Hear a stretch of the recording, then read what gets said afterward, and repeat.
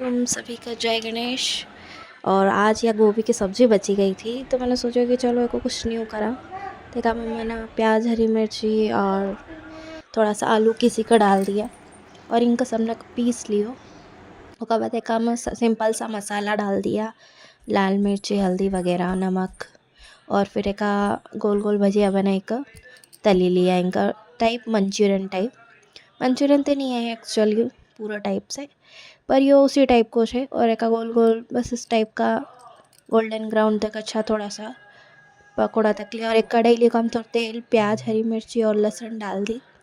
और उसके बाद एक में मैंने टोमेटो सॉस और थोड़ा सा सोया सॉस तुम्हारा पास तो वो डाल दियो। हमारे पास पत्ता गोभी अवेलेबल नहीं थी और दूसरी कोई सब्ज़ी अवेलेबल नहीं थी। और उसके बाद मैंने ये जो मंचूरियन बनाया था उनका भी डाल दिया उसका अंदर, गोभी का जो भजिया या कई सकाज उनका डाली के एक मंचूरियन टाइप को बना दियो।